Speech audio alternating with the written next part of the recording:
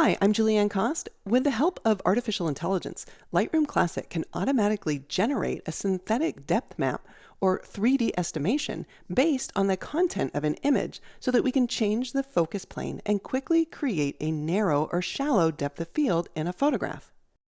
In the Lens Blur panel, simply click Apply and Lightroom Classic will use AI to calculate a depth map with the focus point automatically applied to the subject in the image. Then we can use the blur amount slider to decrease or increase the amount of blur. Lens Blur also adds a bokeh to the image to make the blur look more natural. You can choose from 5 different aperture shapes and use the boost slider to decrease or increase the effect. In images like this, without several bright light sources, the effect can be subtle, but we can see its effect on the small blurred iceberg as well as in the lighter points in the mountains. If we want more control over the focus point, we can select the point or area focus icon. If I click in the water, it becomes in focus. If I click or click drag in the background, then the mountains are in focus. We can also adjust the focus using the range bar. We can reposition the rectangle within the bar to change the focal area, and we can drag either edge of the rectangle to contract or expand the focal range. To reset the focal range to the automatically generated depth map, we can double-click anywhere in the focal range bar or select the subject focus icon. To see an overlay of the AI-generated map, we can enable Visualize Depth. Now by default, the color overlay in the image corresponds to the colors in the focal range bar. With Visualize Depth enabled, as you reposition or expand or contract the rectangle, the areas that are within the focal range are displayed in white, while yellow and purple represent areas outside of the focal range and will be blurred. All right, let's hide the overlay and adjust the focal range, and then preview the effects of lens blur using the eye icon to toggle between before and after. In this next image, we'll take a look at Lens Blur's Refinement Tools. I'll apply Lens Blur and increase the blur amount. Then I'll select the Point or Area Focus tool and click on the yellow house. I want a very narrow depth of field, so I'll contract the sides of the rectangle. But when we zoom in, we can see some areas need a little bit of touch-up. I'll use the disclosure triangle to access Lens Blur's 2 refinement tools, the Focus and Blur brush.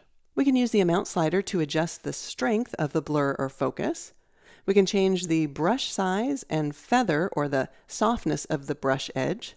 The flow slider will adjust the speed at which the brush applies the adjustment, so lowering the flow amount enables a slower buildup of the effect. The auto mask option can help automatically detect edges based on contrast and color when painting. I'll start with a small brush and I'll paint on the left side of the house in order to blur this area. But the blur amount is too much, so even though I've already painted in that area, I can still adjust the amount slider. If I ever paint over an area and want to erase the refinement, I can hold Option on Mac or Alt on Windows and paint over the area. We can continue to add additional brush strokes anywhere in the image that need the same amount of blur. So I'll paint along the roofline. In this case, I can either hold the Shift key to constrain the brush to a horizontal or vertical line, or I can click once with the brush, then hold the Shift key and click again, and Lightroom will connect the 2 strokes with a straight line. All right, I'll also blur the right side as well. Now, even though I've made multiple brush strokes at this point, I can still adjust the blur amount, and it will update all of the areas that I've just painted.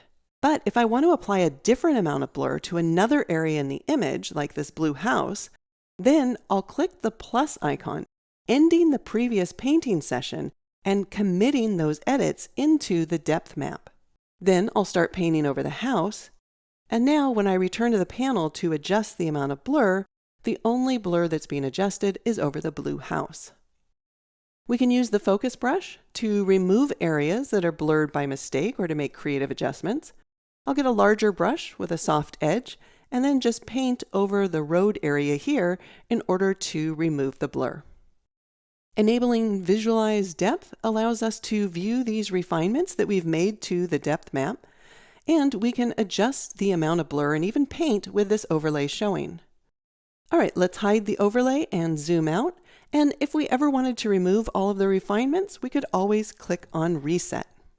All right, let's use the eye icon to view the image without lens blur and with lens blur applied. 4 quick things before we wrap up. First, if a photo has a depth map from the camera, for example, images taken in portrait mode on an iPhone, Lightroom Classic will use the depth map created by the device by default.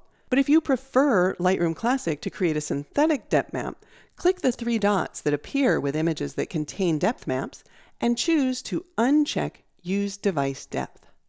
Second, any healing applied to the image is applied to the unblurred image. So for best results, apply healing with the lens blur turned off. Third, if you have any AI-generated masks like subject or sky or objects, they may need to be updated after applying or adjusting the lens blur options. And lastly, this version of lens blur is labeled as early access. It can provide good results with a well-defined subject, foreground, and background, and the team didn't want to hold the feature back. But if the lens blur results aren't working at the level that you expect it to, please use the feedback option to share your comments as the team continues to improve the AI and machine learning model for lens blur. I'm Julianne Cost. Thanks for watching.